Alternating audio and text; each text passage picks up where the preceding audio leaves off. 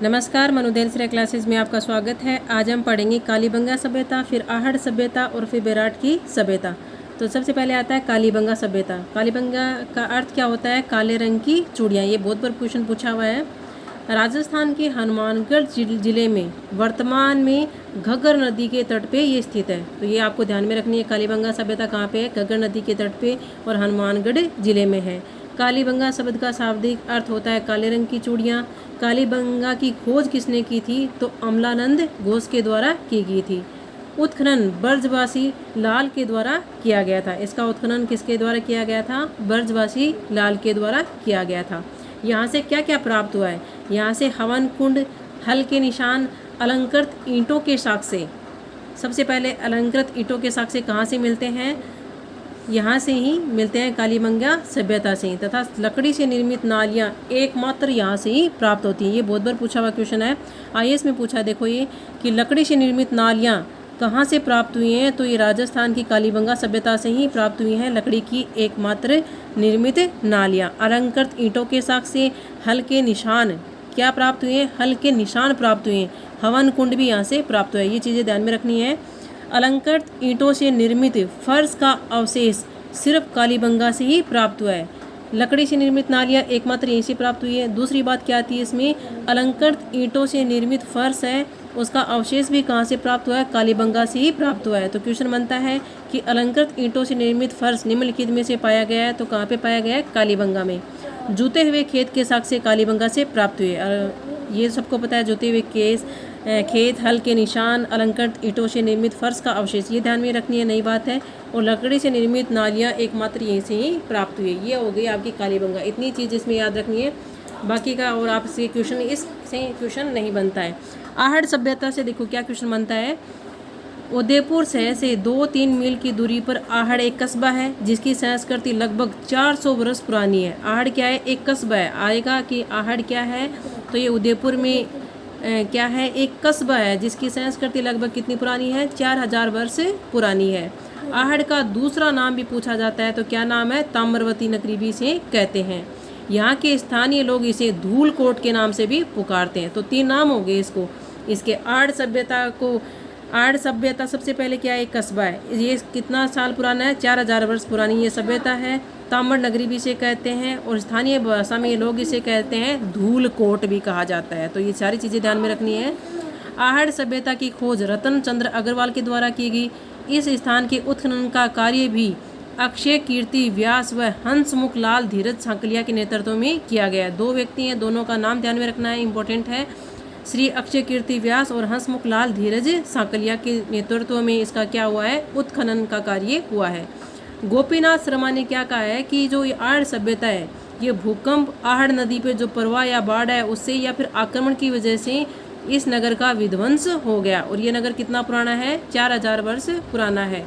नाम ध्यान में रखना है, किसने कहा है? गोपीनाथ शर्मा के अनुसार इसकी जो विध्वंस किसके कारण हुआ? भूकंप के कारण हुआ है, या फिर आहड़ नदी में प्रवाह या बाढ़ आया, आक्रमण हुआ, इस वजह से इसका क्या हुआ है? विध्वंस हो गया है। ये 2 सभ्यताएं हो गई। तीसरी आती है बेराट की सभ्यता। बेराट की सभ्यता में आपको ध्यान में रखना है कि बेराट जयपुर से लगभग 85 किमी दूरी पर स्थित है। प्राचीन ग्रंथों में इसका नाम विराटपुर मिलता है। तो बेराट की सभ्यता को प्राचीन नाम से में क्या बोलते थे? विराटपुर भी कहा जाता था, जो प्राचीनतम मत्स्य प्रदेश की राजधानी थी। तो सबसे पहले आपको ध्यान में रखना है, मत्स्य प्रदेश की राजधानी कौन सा सभ्यता थी? बेराट की सभ्यता। ऐसी कौन सी सभ्यता है जो मत्स्य प्रदेश की राजधानी रही है? बेराट रहा है। और बेराट को पहले क्या कहते थे? विराटपुर भी कहते हैं। यहाँ कुल 36 मुद्राएं मिली हैं। अब इन मुद्राओं को आपको ध्यान में रखना है, ठीक है ना। ये जो सारी चीज़ें हैं कि 28 कौन से हैं, 26 कौन से, ये नहीं कि 36 मुद्राएं ही मिली हैं। इनको मुद्राओं के आगे भी क्वेश्चन आते हैं ना। तो यहाँ की कुल 36 मुद्राएं मिली हैं। इनमें से 8 क्या है? पंचमार्क चांदी की मुद्राएं। 8 तो क्या हो गई? पंचमार्क चांदी की मुद्राएं। चाहे तो ये आप लिख लेना या स्क्रीनशॉट ले लेना, इनको याद रखना आपको ना, मुद्राएं याद रखनी है। 36 मुद्राएं कहाँ कितनी? 8 तो क्या है? पंचमार्क चांदी की मुद्राएं हैं।